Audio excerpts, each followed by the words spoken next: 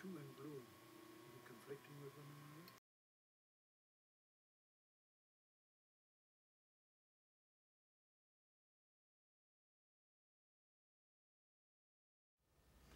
In that compound, God knows how many thousands of people, no provision had been made for toilets or water, so that people were, excuse the Greek, shitting all over the place, pissing all over the place, and it was hot, no food. It was grim. Then it was like this for several days, and gradually our senior warrant officers kind of organised themselves, and as the Germans began their organisation, and things became a little better. We were made to, I never finished up, to dig pits so that we could go to places to do the normal thing. And then we were organised into companies type of thing, X number of men, I can't remember the number. And I finished up as a kind of clerk, quartermaster for a number of men. I don't know how many.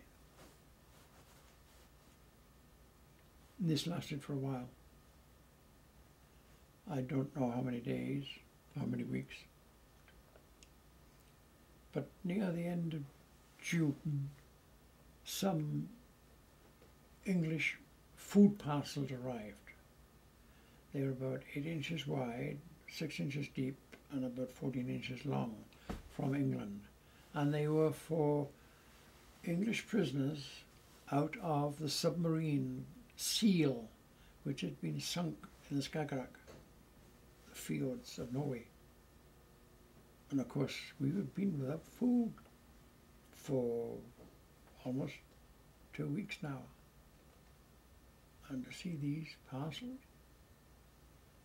well, some people just were going mad. Then the Germans started giving us some greasy food, stew they called it. It was simply boiled water with bits of bloody margarine thrown in it and parts of a dead horse, and that was it. Which caused dysentery, which caused a problem. Things were getting worse, not better. So I decided to get the hell out of there and try to escape. Little did I realise how far Thorn was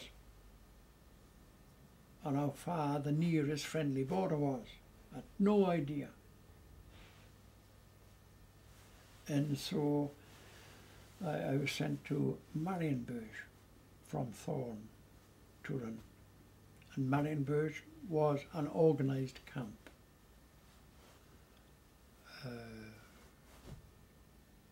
And in Marienberg, I said, oh, better get out of here. And so with 30 men, I was sent out on a working party to a farm just outside Rosenberg, to a little village called Lautensee, Lautensee, Lautensee. A state-owned farm, originally Polish-owned. It was huge, like the farms are here in Canada. Huge acreage, not just 200 acres, but thousands of acres. When you saw a row of sugar beet or wheat, it was as far as the eye could see. You know, we'd seen nothing like it. Everything we saw about the Germans, we'd seen nothing like it. Their machines, their guns, their uniforms, the traffic. You know, it was bad.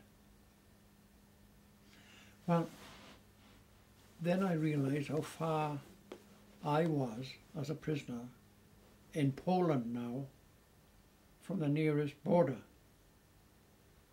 I thought, well, It's stupid trying to go up because what the hell are you going to do? Where are you going to go? How are you going to get there? So sit still. And I decided to do what I joined the army for, take an education.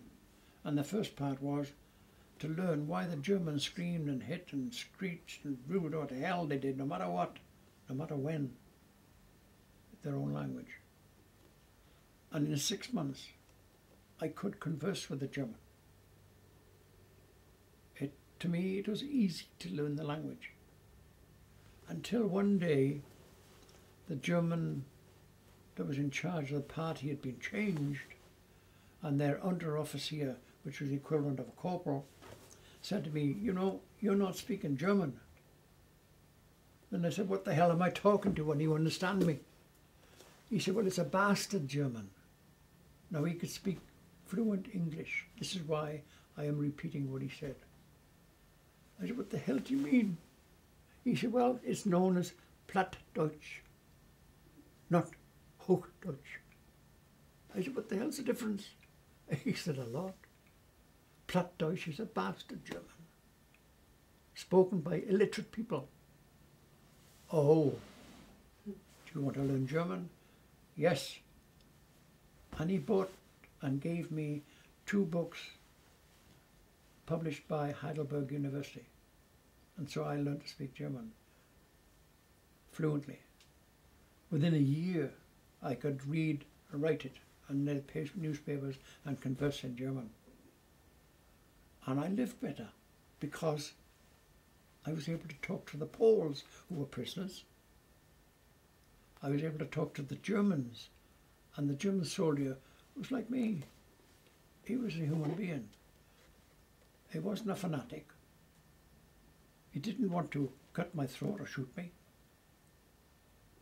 I did meet 1 or 2 guards. One was a guard called Goggles, very short person, German. When he came, he couldn't talk, he always shouted to try to, because he was at least a foot smaller than me. So he had to look up to me to talk to me. But he didn't talk, he shouted. Everything he shouted. And so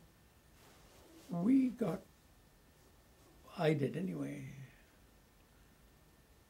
I realized that a lot of the Germans had an inferiority complex about the British. So we got that we simply laugh at them. When they screamed and shouted, and of course it infuriated more.